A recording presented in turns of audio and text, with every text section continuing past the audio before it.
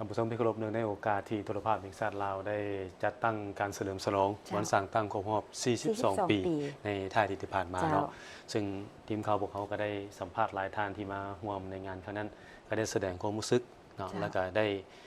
เก่าถึงทัศนะที่เห็นการเติบใหญ่ขยายตัวของโทรภาพแห่งชาติลาวโทรภาพแห่งชาติลาวแม่นสื่อประเภทอิเล็กทรอนิกส์หนึ่งที่ได้รับความน่าเชื่อถือจากสังคมนับตั้งแต่มือสร้างตั้งมาถึงปัจจุบันผ่านมาถึงว่าการแข่งขันพัฒนาสาขาอาชีพสื่อมวลชนจะพ้นเด่นขึ้นนับทางด้านจำนวนและมีรูปแบบที่หลากหลายแต่การกระจายเผยแพร่เนื้อในข้อมูลข่าวสารของโทรภาพแห่งชาติลาวก็ยังมีลักษณะก้าวหน้ารักษาได้ความเป็นชาติและสามารถตีถอยได้ทุกปรากฏการณ์ย่อท่อที่มีต่อระบอบใหม่ระบอบประชาธิปไตยประชาชนที่มีพรรคประชาชนปฏิวัติลาวเป็นแกนนำและเนื่องในโอกาสที่ทางโทรภาพแห่งชาติลาวได้จัดงานเฉลิมฉลองวันสร้างตั้งโทรภาพแห่งชาติลาวครบรอบ 42 ปีหลายท่านที่เข้าร่วมงานในครั้งนี้ได้มีความรู้สึกและทัศนะที่เห็นได้ถึงการเติบใหญ่ขยายตัวของโทรภาพแห่งชาติลาวบ่ว่าทางด้านปริมาณและคุณภาพก็คือตึกอาคารพร้อมด้วยอุปกรณ์เทคนิคครบสุดซึ่งเฮ็ดหน้าที่เป็นปากกระบอกเสียงของพรรครัฐและสังคมในการโฆษณาศึกษาอบรมแนวทางของพรรคระเบียบกฎหมายของรัฐปลุกระดมทั่วปวงชนให้มีน้ำใจรักชาติรักระบอบใหม่ด้วยการสนองข้อมูลข่าวสารสารคดีความรู้ความบันเทิงให้แก่สังคมประกอบส่วนต้านปรากฏการณ์ย่อท่อในสังคมและตีต้านทุกถ้อยคำที่บิดเบือนความจริงข้าพเจ้าเห็นว่าโทรภาพของพวกเรามีความเติบใหญ่ขยายตัวทางด้านคุณภาพ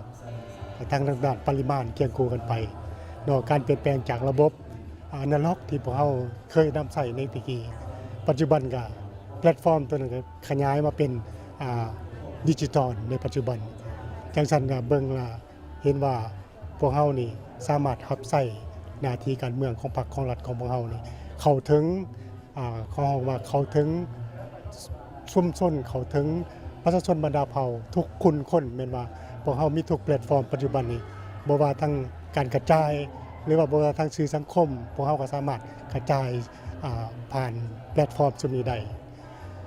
หาสมเทียบตะกี้กับเดี๋ยวนี้นะแต่เดี๋ยวนี้นี่มีความทันสมัยหลายเข้ามาทุกสิ่งทุกอย่างกับเปลี่ยนแปลงหมดเนาะทุกสิ่งทุกอย่างกับแม่นทันสมัยแต่สมัยข้าพเจ้าเพิ่นก็ยังจับเกี้ยอ่านเขียนมีหยังเนาะแต่ว่ามาฮอดเดี๋ยวนี้นี่ทุกสิ่งทุกอย่างมันทันสมัยหมดแล้วได้เมื่อมาเห็นไอ้น้องคือข้าพเจ้ารู้สึกปลาปลื้มใจที่สุดเลย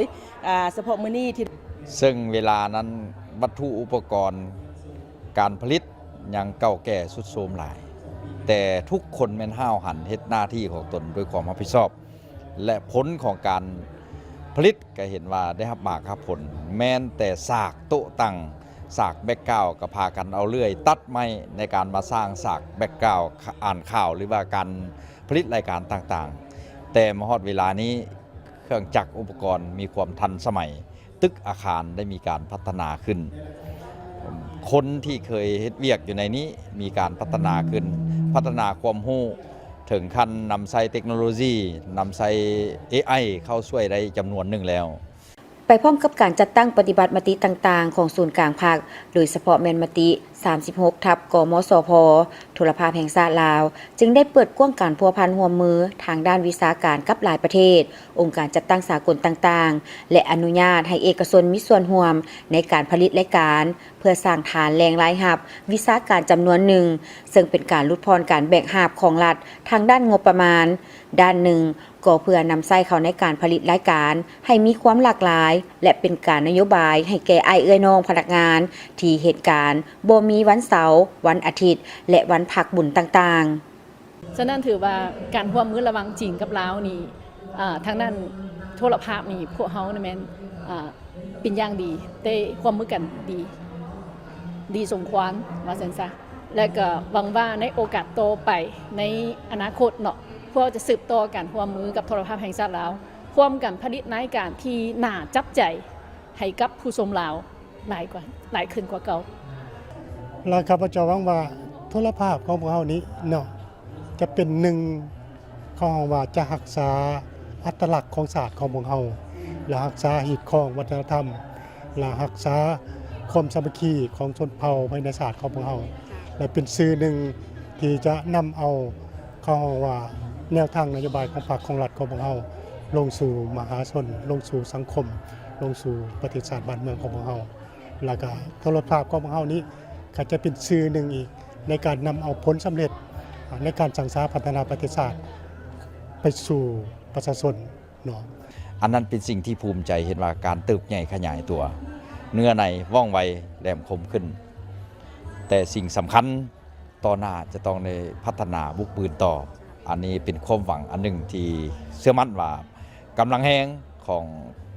โทรภาพแห่งชาติจะสืบต่อขยายตัวขึ้น